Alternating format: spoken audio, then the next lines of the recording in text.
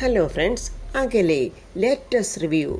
അച്ഛന് വേണ്ടി ഭർത്താവിനെയും അമ്മയെയും ഉപേക്ഷിച്ചിട്ട് സങ്കടം സഹിക്കാനാവാതെ ഋതിക ഇങ്ങനെ പൊട്ടിക്കരഞ്ഞുകൊണ്ടിരിക്കുക.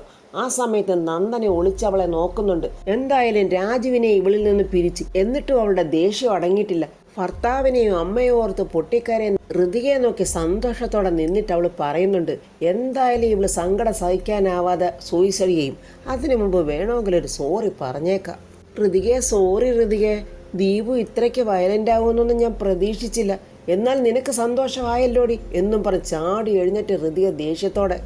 അയ്യോ ഋതികെ, എനിക്ക് ഒരേ ഒരു അപേക്ഷയുള്ളൂ നിന്നോട്. രാജുവായിട്ടുള്ള പ്രശ്നങ്ങളൊക്കെ നീ എങ്ങനെങ്കിലും പറഞ്ഞു തീർക്കണം. എന്തൊക്കെയായാലും നിന്റെ കഴുത്തിൽ താലി കെട്ടിയ പുരുഷനല്ലേ.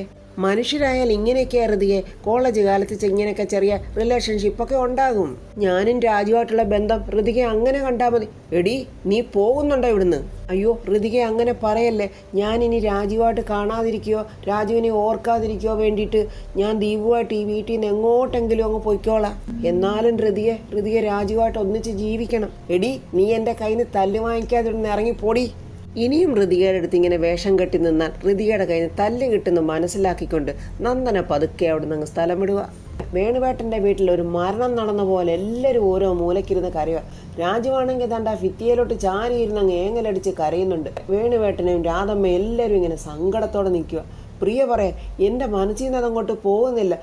ഓർക്കും തോറും അതങ്ങോട്ട് തികട്ടി വന്നോളുക. രാജുവിൻ്റെ ആ കരച്ചിലും നിപ്പൂടെ കണ്ടപ്പോൾ രാധമ്മയ്ക്ക് സഹിക്കുന്നില്ല. എനിക്കും അങ്ങനെയൊക്കെയാ മോളെ. കാരണം കാസിനുമൊക്കെ പലവട്ടം നമുക്ക് ബുദ്ധിമുട്ടൊക്കെ ഉണ്ടായിട്ടുണ്ട്. പക്ഷെ ഇതുവരെ ആരും നമ്മളെ ഇങ്ങനെ നാണം കെടുത്തിയിട്ടില്ല. പണക്കാരാണെന്നുള്ള അഹങ്കാരമല്ലേ അവർ നമ്മളോട് കാണിച്ചത്. നമ്മൾ ഇല്ലായ്മക്കാരാണെന്ന് കരുതി എന്തും വിളിച്ചു പറയാവുന്നവരെങ്ങ് കരുതി.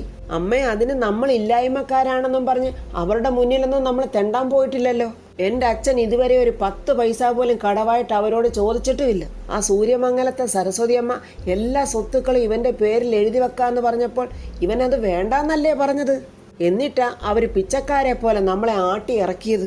ശ്രീലക്ഷ്മി വിവരങ്ങളൊന്നും അറിഞ്ഞിട്ടില്ല. അവൾ ഓഫീസിൽ നിന്ന് വരിക. പെട്ടെന്ന് വേണുവേട്ടൻ പറഞ്ഞു, എടി കുഞ്ഞ് ഓഫീസിൽ നിന്ന് വന്നാൽ കണ്ടോ, പെട്ടെന്ന് ചായയോ കോഫി വല്ല ഇട്ട് കൊടുക്ക്. ഇപ്പം വേണ്ടമ്മേ, ഓഫീസിൽ നിന്നൊരു ചെറിയ ഫംഗ്ഷൻ ഉണ്ടായിരുന്നു, ഞാൻ അവിടെ നിന്ന് കോഫിയൊക്കെ കുടിച്ചു. രാധമ്മ പ്രിയോട് ചോദിക്കുക, എടി ഇന്നത്തെ ബർത്ത്ഡേ ഫംഗ്ഷൻ ഉണ്ടായ വിവരങ്ങൾ വല്ലോ നീ അറിഞ്ഞോ?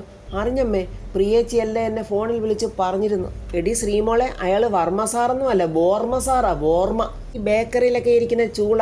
എൻ്റെ അമ്മായിയമ്മ ദേഷ്യം വരുമ്പോൾ അയാളെ വിളിച്ചുകൊണ്ടിരുന്നത് എന്താണെന്നറിയാം? ഷവർമയെന്നാ. വർമ്മയെക്കുറിച്ച് അവരങ്ങനെ പറയുന്നത് വേണുവേട്ടനും രാജുവിനും അത്രയ്ക്ക് സൂചിച്ചില്ല.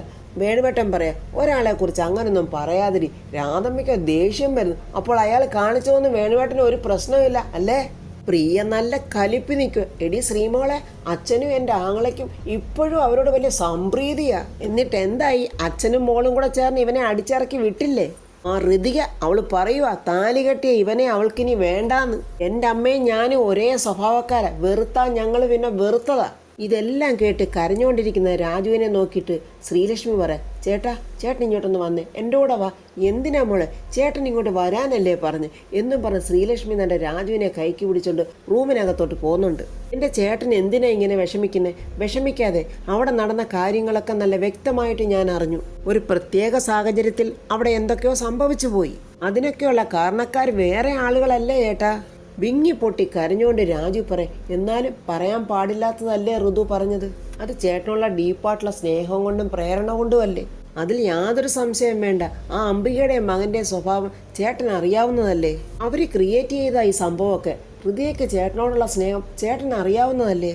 അവളിപ്പോൾ വല്ലാതെ സങ്കടപ്പെടുന്നുണ്ടാവും. പ്രിയേച്ചി പറഞ്ഞൊന്നും ചേട്ടൻ കാര്യമാക്കണ്ട. ചേട്ടൻ നാളെ രാവിലെ തന്നെ ചെന്ന് ഋതികയെ കാണണം. അതിന് എന്നെ ഇറക്കി വിട്ട വീട്ടിലോട്ട് ഞാൻ തിരികെ ചെല്ലണമെന്നാണോ നീ പറയുന്നേ? എന്നാ അത് വേണ്ട ചേട്ടാ. ചേട്ടൻ അവളെ വിളിച്ചിട്ട് പുറത്തെവിടെങ്കിലും വെച്ച് കാണാമെന്ന് പറഞ്ഞാൽ മതി. ചേട്ടൻ വേണമെങ്കിൽ നോക്കിക്കോ, അവൾ ഓടി വരും. ചേട്ടൻ പോകാവോ? രാജു ചുറ്റുപാടും ഒന്ന് നോക്കുന്നുണ്ട്. എന്നിട്ട് പോകാം എന്നിങ്ങനെ ശ്രീലക്ഷ്മിയോട് പറയുക. ഇക്കാര്യത്തിൽ ചേട്ടൻ ആര് പറയുന്നതും കേൾക്കരുത്. ഇത് നിങ്ങളുടെ ലൈഫാ, അത് വെറുതെ തകർക്കരുത്. പറയുന്നവർക്ക് എന്തും പറയാമല്ലോ. രാജു അങ്ങനെ ഫോൺ ചെയ്ത് ഋതിയെ വിളിച്ചെന്നാ തോന്നുന്നത്. ഋതികയും രാജുവിനെ കാണാനായിട്ട് ഇങ്ങനെ ഒരുങ്ങി നിൽക്കുക. അപ്പോൾ യാമിനി അടുത്ത് ചെന്നിട്ട്, മോളെ നല്ല തീരുമാനം, മോള് രാജുവിനെ കാണാൻ പോവല്ലേ? അതേ ചെറിയമ്മ, ആ പാവം ഇന്നലെ ഒട്ടും ഉറങ്ങി കാണത്തില്ല. ആ സമയത്ത് ശ്രീലക്ഷ്മിയും രാജുവിനോട് ഓരോന്ന് പറയുവാണ്. അച്ഛനെ വെറുപ്പിക്കാതിരിക്കാൻ വേണ്ടി അവൾ എന്തെങ്കിലും പറഞ്ഞിട്ടുണ്ടെങ്കിൽ ചേട്ടൻ അതൊക്കെ അങ്ങ് മറക്കണം. ചേട്ടനെ ഋതുവിന് ജീവന്, അതെനിക്കറിയാം ശ്രീ. വർമ്മ സാറ് വീട്ടിൽ നിന്ന് ഇറങ്ങി പോകാതിരിക്കാൻ വേണ്ടിയിട്ടാണ് ഋതു അങ്ങനെ പറഞ്ഞതെന്നും എനിക്കറിയാം. അതൊരിക്കലും ഋതുവിനോട് സ്നേഹമില്ലാഞ്ഞിട്ടല്ല. ചേട്ടൻ അവളെ മനസ്സിലാക്കുന്നുണ്ടല്ലോ. ഇങ്ങനെ ആയിരിക്കണം ചേട്ടാ ഒരു ഭർത്താവ്. ഈ സമയത്ത് യാമിനിയും ഋതികയ്ക്ക് ഓരോന്ന് പറഞ്ഞു കൊടുക്കുക. ഭർത്താവും ഭാര്യയും തമ്മിൽ പല പിണക്കങ്ങളും ഉണ്ടാവും. അതൊക്കെ സൗന്ദര്യ പിണക്കങ്ങൾ മാത്രമാണ് ചേട്ടാ. പിന്നെ അമ്മയും പ്രിയേച്ചിയും പോകണ്ടെന്ന് പറയും. ചേട്ടൻ വേറെ എവിടെങ്കിലും പോവാൻ നുണ പറഞ്ഞിട്ട് പോയാൽ മതി. അവർ പറയുന്നതൊന്നും ചേട്ടൻ കേൾക്കണ്ട. ഒരു പെണ്ണ് ഭർത്താവായിട്ട് പിണങ്ങി ജീവിക്കുന്നതൊന്നും ആ വിഷമം അവർക്കാർക്കും മനസ്സിലാവില്ല. കാരണം നമ്മുടെ അച്ഛനും അമ്മയും അങ്ങനെ ജീവിച്ചിട്ടില്ലല്ലോ. പ്രിയേച്ചിക്കും അങ്ങനെ ഒരു അനുഭവം ഉണ്ടായിട്ടില്ല. എന്നാ മോളെ ഞാൻ പോയിട്ട് വരട്ടെ എന്ന് പറഞ്ഞിട്ട് രാജു നോക്കുമ്പോൾ ദേഷ്യത്തോടെ പ്രിയ അവനെ നോക്കി വരുക. നീ ഇപ്പോൾ എവിടെ പോവാ?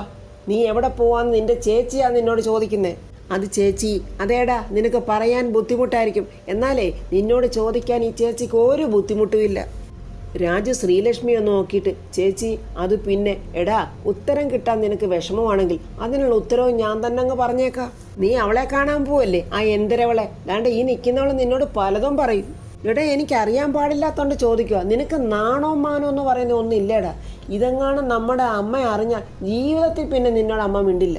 നിന്നെ വേണ്ടാന്നും പറഞ്ഞ് ഉപേക്ഷിച്ചതല്ലേ അവള്. പിന്നെ അവളെ അന്വേഷിച്ചു പോകാൻ നിനക്ക് യാതൊരു ഉളുപ്പും ഇല്ലേടാ. നീ അകത്തോട്ട് കയറിപ്പോടാ. നിനക്കിനി അവള് വേണ്ട ചേച്ചി എന്നും വിളിച്ച് രാജു ഇങ്ങനെ സങ്കടത്തോടെ നിൽക്കുമ്പോൾ ദാണ്ട നമ്മുടെ വേണുവേട്ടൻ ദേഷ്യത്തോടെ പ്രിയയുടെ നേരെ, എടി നീ ആരാടി, ഝാൻസി റാണിയോ അതോ വലിയ വിക്ടോറിയ രാജ്ഞിയോ? അവളുടെ ഒരു ചോദ്യം ചെയ്തലും കൊണ്ട് വന്നേക്കുന്നു. വലിയ അമ്മ തിരുവടികൾ വന്നേക്കുന്നു. ഉപദേശിക്കാൻ കഴിവുള്ള ഒരു യോഗ്യ വനിത വന്നേക്കുന്നു. എടി പ്രിയെ, നിന്നെ ഉപേക്ഷിച്ചിട്ട് പോയതായിരുന്നു ആ ജയൻ. നീ കരഞ്ഞ് കാല് പിടിച്ചുകൊണ്ട് ആ കള്ളു കുടിച്ചു നടന്ന ആ ജയനെ നിന്റെ ഈ ആങ്ങളെ രാജു പോയി തിരികെ കൊണ്ടുവന്നത്. ഇവന്റെ ദാമ്പത്യ ജീവിതം അലങ്കോലമായത് കണ്ടോണ്ട് നീ മുതലെടുക്കാൻ വരല്ലേ? തക്കം കിട്ടുമ്പോൾ കാലുവാരുന്ന അവസരവാദിയാ നീയൊക്കെ. ഇവന്റെ കാര്യം നോക്കാൻ ഇവനറിയാം. ഇവൻ അതൊക്കെ കൈകാര്യം ചെയ്തോളും. വലിയൊരു ചേച്ചിയമ്മ വന്നേക്കുന്നു. എടാ നീ പോയിട്ട് വാടാ. വേണുവേട്ടൻ അങ്ങനെ പറയാത്ത താമസം രാജു തന്റെ പെട്ടെന്ന് ബൈക്കും എടുത്തോണ്ടങ്ങ് പുറപ്പെട്ടു. യാമിനി ഋതിയോട് പറയാം, മോൾ ഒരു വിഷമവും വിചാരിക്കണ്ട, പോയിട്ട് വാ. ഋതിക അങ്ങനെ പോകാനായിട്ട് ഒരുങ്ങുമ്പോൾ ദാണ്ട പ്രതാപൻ മുകളിൽ നിന്ന് ഇറങ്ങി വരുന്നുണ്ട്. പ്രതാപൻ ചോദിക്കുക, നീ എവിടെ പോവാ? ഋതിക നിന്ന് വിറയ്ക്കുക. എങ്ങോട്ടുമില്ല. അപ്പോഴേക്കും ദാണ്ട അംബികയും വരുന്നുണ്ട്. പ്രതാപൻ അംബികയോട് പറ, ചേച്ചി ദീപക്കിനോടും അവൻ്റെ ഭാര്യയോടും ഇങ്ങോട്ട് വരാൻ പറ. ദീപക്കേ, എടാ മോനെ ദീപക്കേ, നിന്നെയും നന്ദനെയും നണ്ട വല്യമ്മാവൻ വിളിക്കുന്നു. നിങ്ങൾ വേഗം ഇങ്ങോട്ട് വാ. ദേ വരുവാമ്മേ. എന്താ മോനെ കാര്യം? എനിക്ക് സംസാരിക്കാനുള്ളത് അവരോടാ. അവരിങ്ങോട്ട് വരട്ടെ. രണ്ടപ്പോൾ ശേഖരനും അങ്ങോട്ട് വരുന്നുണ്ട്. എന്തോ പന്തികേടുണ്ടല്ലോ എന്ന് അംബികയ്ക്ക് മനസ്സിലായി. എന്താ വല്യമ്മാവ എന്ന് ചോദിച്ചുകൊണ്ട് തൻ്റെ ദീപക്ക് നന്ദനെ അങ്ങോട്ട് വരുന്നുണ്ട്. പ്രതാപം പറയാ, വലിയൊരു പേടിയോടുകൂടിയാ ഞാൻ നിന്റെ കല്യാണത്തിന് കൂട്ടുനിന്നത്. ചെറുപ്പകാലം മുതൽ നീ ഞങ്ങൾക്കും എനിക്കും എല്ലാവർക്കും തന്ന ഹെഡേക്ക് മറന്നുകൊണ്ടൊന്നുമല്ല ഞാൻ അങ്ങനെ ഒരു കാര്യത്തിന് കൂട്ടുനിന്നത്. ഒരു ചെറുപ്പക്കാരൻ നന്നാകുന്നെങ്കിൽ നന്നായിക്കോട്ടെ എന്നുള്ള ഒരൊറ്റ വിചാരം കൊണ്ടാ ഈ കല്യാണം നടത്തിയതും നിന്നെ ഇവളെ ഇവിടെ താമസിപ്പിച്ചിരിക്കുന്നത്. രാജുവും നന്ദനയും തമ്മിൽ മുൻകാലത്ത് എന്തെങ്കിലും റിലേഷൻഷിപ്പ് ഉണ്ടായിരുന്നെങ്കിൽ അതവിടെ വെച്ച് തീർന്നു. കഴിഞ്ഞ കാര്യങ്ങൾ വീണ്ടും കുത്തിപ്പൊക്കേണ്ടതില്ല. ഇത്തരം കാര്യങ്ങളൊന്നും ഇക്കാലത്ത് അത്ര അസാധാരണ സംഭവമൊന്നുമല്ല. ഈ പെൺകുട്ടി നിന്നെ വിശ്വസിച്ച് ഇവിടെ അഭയം തേടി വന്നവളാ. ഇവളെ ആരും കരയിപ്പിക്കാൻ പാടില്ല. ഇവളുടെ പഴയ കാലങ്ങൾ വിമർശിക്കാൻ നിനക്ക് എന്ത് യോഗ്യതയുള്ളത്?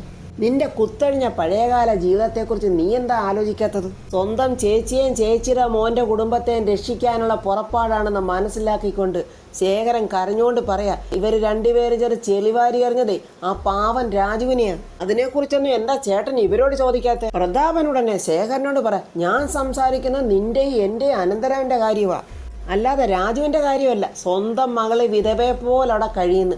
അത് കണ്ടിട്ട് പോലും മനസ്സലിയാത്ത ആ പ്രതാപൻ്റെ തലയ്ക്ക് അവിടെ അങ്ങ് ഒലക്കയില്ലെന്ന് ഞാൻ ആലോചിക്കുന്നു. ആ ഒലക്കയെടുത്ത് അവൻ്റെ തലയടിച്ച് പൊട്ടിക്കണ്ടേ? പ്രതാപൻ ദേഷ്യത്തോടെ ശേഖരനെ നോക്കി പറയാ, രാജുവിനെ വെള്ളപൂശിയെടുക്കേണ്ട ജോലിയൊന്നും എൻ്റെതല്ല. സ്നേഹത്തോടെ പ്രതാപൻ ദീപക്കിനോട് പറയുക, എടാ ദീപക്കെ, ഇന്നലെ നീ ഒരല്പം മനസമാധാനം അല്പം ക്ഷമയും കാണിച്ചിരുന്നെങ്കിൽ ഇവിടെ ഇന്നലെ ഇത്രയധികം പ്രശ്നം ഉണ്ടാകില്ലായിരുന്നു. ആ കള്ളി നന്ദനെ കരഞ്ഞോണ്ട് പറയാം, ദീപു അങ്ങനെയൊക്കെ ചോദിച്ചപ്പോൾ ഞാൻ പരിസരം മറന്നുപോയതാ വല്യമ്മാവാ. എന്ത് പറയണമെന്ന് എനിക്കറിയില്ലായിരുന്നു. യാമിനിക്ക് അവളെ തല്ലിക്കൊന്നാനുള്ള ദേഷ്യം. ഒന്നും അറിയില്ല, ഒരു കൊച്ചു കുഞ്ഞ്. ഉടനെ പ്രതാപൻ, യാമിനി നിർത്ത്, ആ പ്രശ്നം അതോടെ കഴിഞ്ഞു. ഇനി അത് ഊതിപ്പെരിപ്പിക്കാനൊന്നും നോക്കണ്ട. എന്തായാലും പ്രതാപൻ അംബികയുടെയും മകൻ്റെയും കൈകൊണ്ട് മരിക്കാനുള്ള യോഗം അടുത്ത് കഴിഞ്ഞു. അപ്പം അതിനുവേണ്ടി പ്രതാപൻ ഇതല്ല ഇതിനപ്പുറവും അവൻ ചെയ്തു കൂട്ടും. നീ സൂക്ഷിക്കണമായിരുന്നു ദീപക്കെ. നീ കൺട്രോൾ വിട്ട് പെരുമാറലായിരുന്നു. ദീപക്ക് ഒരു അഫനും. എനിക്ക് അച്ഛനില്ലല്ലോ. അച്ഛൻ്റെ സ്ഥാനത്ത് ഞാൻ വല്യമ്മാവനെ കണ്ടല്ലേ വളർന്നത്. വല്യമ്മാവൻ പല കാര്യങ്ങളിലും ഇങ്ങനെ പൊട്ടിത്തെറിച്ചാൽ ഞാൻ കണ്ടിട്ടുള്ളത്. അറിയാതെ ആ സ്വഭാവം എനിക്കും വന്നു ചേർന്നതാ.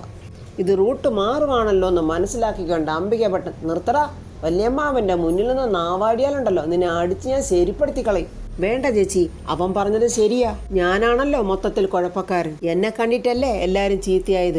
ഇനി എന്ത് ചെയ്യാൻ പറ്റും? കതിരിന്റെ മേലെ കൊണ്ടുപോയി വളം വെക്കാൻ പറ്റില്ലല്ലോ എന്ന് പറഞ്ഞിട്ട് പ്രതാപൻ പുറത്തോട്ട് പോവാ. പ്രതാപൻ മോനെ നീ എങ്ങോട്ട് പോവാ? എനിക്കൊരു മീറ്റിംഗ് ഉണ്ട്, ഞാൻ കുറച്ച് ലേറ്റായിട്ടേ വരത്തുള്ളൂ എന്നും പറഞ്ഞ് പ്രതാപൻ പുറത്തോട്ട് ഇറങ്ങിപ്പോയി. അംബിക എല്ലാവരും ഒന്ന് ദേഷ്യത്തോടെ നോക്കിയിട്ട് മുകളിലോട്ട് കയറി അങ്ങ് പോകുന്നുണ്ട്. രാജു ഈ സമയത്ത് ബൈക്കിൽ ഇങ്ങനെ ഋതിയെ കാണാനായിട്ട് വരിക. അച്ഛനോടുള്ള സ്നേഹം കൊണ്ടാണ് ഋതു എന്നെ അങ്ങനെയൊക്കെ പറഞ്ഞത് എന്നൊക്കെ ചിന്തിച്ചുകൊണ്ടുള്ള വരവാണ്. എനിക്കിപ്പം തന്നെ എൻ്റെ ഋതുവിനെ കാണണം എന്നും പറഞ്ഞ് രാജു ഇങ്ങനെ ബൈക്കിൽ വന്നുകൊണ്ടിരിക്കുക. ഋതിയെ രാജുവിനെ കാണാനായിട്ട് പുറപ്പെടുക. യാമിനിയോട് പറയും, രാജുവില്ലാതെ എനിക്ക് ജീവിക്കാൻ പറ്റില്ല ചെറിയമ്മേ. മിടുക്കി, ഇപ്പോഴാ എൻ്റെ ഋതുക്കുട്ടി ചെറിയമ്മയുടെ പൊന്നുമോളായത്. ഞാൻ എൻ്റെ അച്ഛനോട് സത്യം ചെയ്തതാ, എങ്കിലും ഞാൻ രാജുവിനെ കാണുന്നതുകൊണ്ട് അച്ഛൻ വഴക്കൊന്നും പറയില്ല. മോളെ, അത് പിന്നെ രാജുവിനോടുള്ള പ്രതാപേട്ടൻ്റെ സ്നേഹം ഇവിടെയുള്ള എല്ലാവർക്കും അറിയാം. അങ്ങനത്തെ ഒരു സിറ്റുവേഷൻ അങ്ങനെയൊക്കെ സംഭവിച്ചു പോയെന്നേ ഉള്ളൂ. രാജുവിനെ മോള് കാണുന്നതിൽ പ്രതാപേട്ടൻ ഒന്നും പറയില്ല. മോൾ ഇപ്പം തന്നെ ചെന്ന് രാജുവിനെ കാണും. ശരി ചെറിയമ്മ എന്ന് പറഞ്ഞ് പോകാൻ ഒരുങ്ങുമ്പോൾ ഋതികേ എന്നും പറഞ്ഞൊരു പുറകു വിളി ഇതാണ്ട് അംബികയുടെ. ഈ ചെറിയമ്മ നിന്നോട് പലതും പറയും, അത് കേട്ട് നടന്നാലേ നഷ്ടപ്പെടുന്ന നിനക്ക് മാത്രമായിരിക്കും. എനിക്കിനി എന്താ നഷ്ടപ്പെടാനുള്ളത്? നിനക്ക് നിന്റെ അച്ഛനല്ലേ ഏറ്റവും വലുത്. ആ അച്ഛൻ നഷ്ടപ്പെടുന്ന കാര്യമാണ് ഞാൻ പറഞ്ഞത്. നിങ്ങൾക്ക് എന്താ പെണ്ണുമ്പിള്ളേ? യാമിനി ചോദിക്കുക. നീ മിണ്ടാതിരിക്കടിയോടെ. ഞാൻ സംസാരിക്കുന്നുണ്ട് ഇവളോടാ, അത് ഇവളുടെ ഭാവിക്ക് വേണ്ടിയാ. പ്രതാപനാണ് നിന്റെ അച്ഛനെന്ന് ഉറപ്പിച്ച് പറയാനുള്ള ഏക സാക്ഷി ജഗന്നാഥൻ മാത്രമാ. അയാളാണെങ്കിൽ ഇതുവരെ കണ്ണും തുറന്നിട്ടില്ല, ഇനി കണ്ണു തുറക്കാനുള്ള സാധ്യതയും ഇല്ല. പക്ഷെ ഒരാൾ പറഞ്ഞാൽ ഈ പ്രശ്നങ്ങളൊക്കെ തീരും. ഇത്രയും നാൾ ഉണ്ടായതെല്ലാം തെറ്റിദ്ധാരണയാണെന്ന് ആ ഒരാൾ ഉറപ്പിച്ച് പറഞ്ഞാൽ പ്രതാപൻ വിശ്വസിക്കും. പത്മയെ അഗ്നിശുദ്ധി വരുത്തി തിരിച്ചു കൊണ്ടുവരാൻ ആ ഒരാൾക്ക് മാത്രമേ കഴിയൂ. ഇതൊക്കെ കേട്ടിട്ട് യാമിനി ചോദിക്കുക, അപ്പോൾ അംബികാവർമ്മ പ്രതാപവർമ്മയുടെ മുന്നിൽ ഒരു മോശക്കാരിയായി മാറില്ലേ? അപ്പോൾ ഇത്രയും നാളും മൊത്തമായും ചില്ലറയായും കൈവശം വെച്ചിട്ടിരുന്ന മുതല് അപ്പോഴതെല്ലാം പൊന്നുപങ്ങൾക്ക് നഷ്ടമാകില്ലേ? അയ്യോ, അതൊന്നും ഓർത്ത് യാമിനി വിഷമിക്കണ്ട. അതിനുവേണ്ടി ആരും കണ്ണീരൊഴുക്കുകയും വേണ്ട. അതൊക്കെ കൈകാര്യം ചെയ്യാനേ ഈ അംബികാവർമ്മയ്ക്ക് അറിയാം. യാമിനി വിട്ടുകൊടുക്കാൻ തയ്യാറല്ല. യാമിനി പറയാം, അങ്ങനെ സ്വയം ബലിയാടാകാൻ അംബികാവർമ്മ തയ്യാറാണെങ്കിൽ അതിൻ്റെ പിന്നിലൊരു വലിയ ഉദ്ദേശം ഉണ്ടാവുമല്ലോ. അപ്പോൾ ഋതിക പറയാം, അതെ, അത്തരം ഉദ്ദേശമില്ലാതെ ഒരു ലാഭവുമില്ലാതെ നിങ്ങൾ ഇതൊന്നും ചെയ്യില്ലല്ലോ. അതെ, നിങ്ങൾ പറഞ്ഞ ശരിയാ, എനിക്ക് ബെനിഫിറ്റ് വേണം. അതില്ലാതെ അംബിക ഒന്നും ചെയ്യില്ല. ആ മന്ദബുദ്ധി പ്രതാപൻ്റെ മോള് തന്നെയല്ലേ ഈ മന്ദബുദ്ധി ഋതിക.